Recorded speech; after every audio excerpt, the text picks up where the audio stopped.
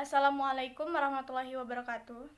Perkenalkan, kami dari kelompok 3. Di sini kami akan menjelaskan atau menyampaikan hasil diskusi kami tentang sejarah perspektif global, hakikat dan konsep perspektif global dan ilmu pengetahuan sosial, dan ciri-ciri globalisasi. Pertama-tama saya akan memperkenalkan nama kelompok saya. Yang pertama adalah saya sendiri yang bernama Bella Belinda. Saya sebagai moderator dan pembaca materi pertama. Yang kedua ada Sopian sebagai pembaca materi kedua. Dan yang ketiga ada Hilda Cahyadi sebagai pembaca materi ketiga. Di sini saya akan menjelaskan pengertian globalisasi. Globalisasi adalah suatu proses tatanan masyarakat yang mendunia dan tidak mengenal batas wilayah. Globalisasi pada hakikatnya adalah suatu proses dari gagasan yang dimunculkan kemudian ditawarkan untuk diikuti oleh bangsa lain, yang akhirnya sampai pada suatu titik kesepakatan bersama dan menjadi pedoman bersama bagi bangsa-bangsa di seluruh dunia. Proses globalisasi berlangsung di semua bidang kehidupan seperti bidang ideologi, politik, ekonomi, dan terutama dalam bidang pendidikan. Teknologi informasi dan komunikasi adalah faktor pendukung utama dalam globalisasi. Yang kedua, saya akan menjelaskan sejarah munculnya perspektif global. Perspektif global pertama kali muncul di Amerika Serikat pada tahun 1950-an. Muncul di Amerika Serikat dan berkembang secara baik pada tahun 1970-an. Perspektif global di Indonesia mulai diterapkan pada kurikulum pendidikan dasar dan menengah tahun 1995 secara jelas dan tegas. Istilah yang paling tepat untuk perspektif global adalah Global Perspective in Education atau disingkat sebagai Global Education. Di Indonesia sendiri disebut istilah perspektif global dengan menekankan pada 4 hal pokok, yaitu kesadaran terhadap perspektif global, sistem-sistem global, sejarah global, dan saling pengertian terhadap budaya lain. Menurut Kamus Besar Bahasa Indonesia edisi ketiga tahun 2001, global diartikan secara umum dan keseluruhan, secara bulat, secara garis besar meliputi seluruh dunia.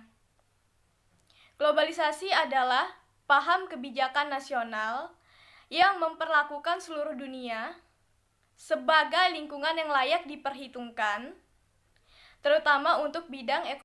Dan selanjutnya materi kedua akan dibacakan oleh Sopian.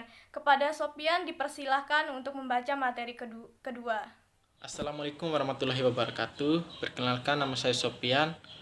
Saya akan melanjutkan materi yang kedua, B. Hakikat dan konsep perspektif global. Perspektif global adalah suatu cara pandang dan cara berpikir terhadap suatu masalah, kejadian, atau kegiatan dari sudut kepentingan global, yaitu dari sisi kepentingan dunia atau internasional. Oleh karena itu, sikap dan perbuatan kita juga diarahkan untuk kepentingan global. Adapun hal-hal yang harus diperhatikan seorang guru sebagai komunikator, yaitu 1. Tertarik dan peduli terhadap kejadian atau kegiatan pada masyarakat lokal, nasional, dan internasional. 2. Secara aktif mencari dan menyimpan informasi yang bersifat dunia. 3. Mempunyai sifat terbuka, mau menerima setiap adanya pembaruan.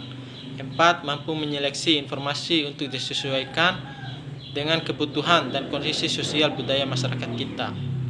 Globalisasi mempunyai dampak baik, positif, maupun negatif. Sebagaimana yang dikemukakan oleh Tiller 1998, bahwa dampak positifnya akan menyebabkan munculnya masyarakat mega kompetisi, di mana setiap orang berlomba untuk berbuat yang terbaik untuk mencapai yang terbaik pula. Dalam era globalisasi adalah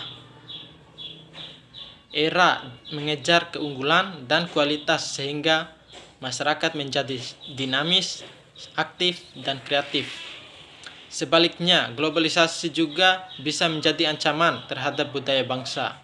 Globalisasi akan melahirkan budaya global dan akan menjadi ancaman bagi budaya lokal atau budaya bangsa. Proses globalisasi akan melahirkan kesadaran global di mana manusia saat ini merasa satu dengan yang lain, saling tergantung dan saling membutuhkan. Ini dimungkinkan oleh kemajuan teknologi, komunikasi dan informasi yang demikian cepat sehingga dapat menyatukan umat manusia. Pendidikan global merupakan upaya sistematis untuk membantu wawasan dan perspektif para siswa. Karena melalui pendidikan global para siswa dibekali materi yang bersifat utuh dan menyeluruh yang berkaitan dengan masalah global. Hopes atau Garcia 1997 menyatakan bahwa pendidikan global mempersiapkan siswa untuk memahami dan mengatasi adanya ketergantungan global dan keragaman budaya yang mencakup hubungan, kejadian, dan kekuatan yang tidak dapat diisikan ke dalam batas-batas negara dan budaya. C. Perspektif global ilmu pengetahuan sosial. Pada hakikatnya manusia adalah makhluk individu sekaligus sosial. Dalam kehidupan sosial terbukti dari kehidupannya yang membentuk suatu kelompok dan berinteraksi dengan orang lain, kecuali ada kelainan jiwa, sedangkan relevansinya dengan kehidupan sekarang ini adalah adanya kemajuan teknologi, terutama teknologi informasi yang menyebabkan dunia mengecil cakupannya seperti sebuah desa dunia. Perspektif global adalah pendekatan atau pandangan atau wawasan. Perspektif global bukan termasuk kategori program karena perspektif global bukan merupakan serangkaian tindakan dan tahap-tahap dengan perkiraan hasil secara kuantitatif yang harus dilalui secara dengan yang direncanakan. Mengingat bahwa ilmu sosial lebih tepat dievaluasi keberhasilan atau kemajuan secara kualitatif, perspektif global merupakan pendekatan karena bila pendekatan yang diambil secara nasional atau bahkan lokal, maka tujuan, esensi, dan penerapannya akan berbeda. Pemakaian pendekatan nasional atau lokal akan membuat orang mempunyai sifat-sifat ultrasionalis atau nasionalisme yang sangat berlebihan, kaufinis atau merasa bahwa negaranya lah yang paling penting dan bermoral di dunia, xenofobia atau tidak suka bahwa hal-hal yang berasal dari negara lain, menjadi egosentris atau merasa dirinya yang paling baik dan benar, dan mempunyai sifat etnosentris. Charlotte C. Anderson menyatakan bahwa tujuan dari perspektif global untuk mendorong para murid agar mampu mengumpulkan informasi sebanyak mungkin dan informasi tersebut dapat digunakan sebagai pegangan yang menjadikan mereka warga negara yang produktif dan menjadi insan yang punya rasa kepedulian sosial terhadap orang lain. Sekian dari saya. Wassalamualaikum warahmatullahi wabarakatuh. Ya, selanjutnya materi ketiga akan dibacakan oleh Hilda Cahyani. Kepada Hilda Cahyani dipersilahkan untuk membacakan materi ketiga. Selanjutnya adalah D. Ciri-ciri globalisasi. Yang pertama, perubahan, kemajuan, dan perkembangan teknologi di segala aspek. Kemajuan teknologi merupakan ciri-ciri globalisasi. Kita yang dulunya hendak ingin berkomunikasi harus melalui cara surat menyurat, namun pada zaman sekarang ini, kita semua serba dipermudah dengan adanya handphone. Yang kedua, pasar dan ekonomi negara yang saling bergantung. Kerjasama ekonomi antar negara juga merupakan ciri-ciri globalisasi. Pesatnya perkembangan melahirkan sebuah organisasi dunia yang bernama Organisasi Perdagangan Dunia atau sering disingkat juga dengan WTO.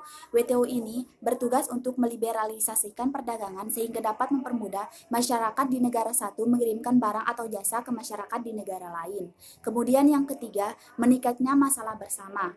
kekurangan sumber daya alam, masalah lingkungan hidup, dan sebagainya merupakan masalah yang harus diselesaikan secara bersama. Hal inilah menjadi faktor utama negara lain berinvestasi atau menanamkan modal di negara lain. Kemudian yang terakhir, adanya aktivitas interaksi dan pertukaran budaya tanpa disadari. Pertukaran budaya yang tanpa disadari adalah contoh globalisasi dalam kehidupan sehari-hari yang ditemukan dengan sangat mudah. Kemajuan teknologi ini membuat interaksi antar masyarakat dunia secara luas yang akhirnya akan mempengaruhi satu sama lain. Selanjutnya adalah kesimpulan dan saran. Saya akan membacakan kesimpulan. Perspektif global adalah wawasan atau cara pandang mengenai fenomena secara keseluruhan, yakni fenomena adanya interaksi, interdependensi, dan kompetensi antar umat manusia di muka bumi.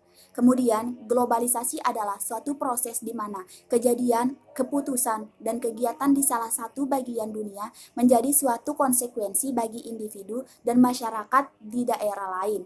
Pada umumnya, kita tidak memahami bahwa sebenarnya hidup kita ini berbentuk karena adanya pengaruh dan peristiwa di dunia. Nah, maka dari itu, perspektif global lah yang menjadi pendekatan utamanya. Kemudian, saran dari kami, pendidikan perspektif global sangat cocok ditetapkan pada saat ini. Karena perspektif global merupakan upaya sistematis untuk membentuk wawasan. Karena melalui pendidikan global, kita dapat didekati atau dibekali materi secara utuh tentang masalah global. Melalui pendidikan global juga, kita dapat mengetahui makna bahwa kita hidup dalam masyarakat manusia yang semuanya serba berbeda. Entah itu ras, warna kulit, warna rambut, dan batas negara bukan menjadi alasan untuk kita bersosialisasi. Terima kasih. Demikian dari kami. Wassalamualaikum warahmatullahi wabarakatuh. Terima kasih kepada Sopian dan Hilda Cahyani. Selanjutnya saya akan membacakan kesimpulan. Kesimpulan, istilah global menunjuk kepada sesuatu yang berkaitan dengan dunia secara keseluruhan beserta dengan isinya. Isu global berkaitan dengan masalah, kejadian, kegiatan dan sikap dan pengaruhnya terhadap seluruh dunia dan internasional. Globalisasi adalah suatu proses di mana kejadian, keputusan, dan kegiatan di salah satu bagian dunia menjadi suatu konsekuensi bagi individu dan masyarakat di daerah lain. Globalisasi ditandai dengan ketatnya persaingan, padatnya informasi, keterbukaan, dan didukung oleh kemajuan iptek. Pada umumnya kita tidak memahami bahwa sebenarnya hidup kita ini terbentuk karena adanya pengaruh dari peristiwa di dunia. Perspektif global merupakan suatu pendekatan menyeluruh yang mencoba memahami keterkaitan guru dan siswa dalam memahami hubungan mereka dengan masyarakat dunia. Perspektif global bertitik tolak dari kehidupan sehari-hari dan peristiwa yang terjadi sehari-hari, misalnya pengangguran, kelaparan, pestisida, kepadatan penduduk, pengungsi, dan sebagainya yang mempunyai dampak global. Selanjutnya saya akan membuka sesi pertanyaan. Kurang lebihnya mohon maaf. Sekian dari kelompok kami. Wassalamualaikum warahmatullahi wabarakatuh.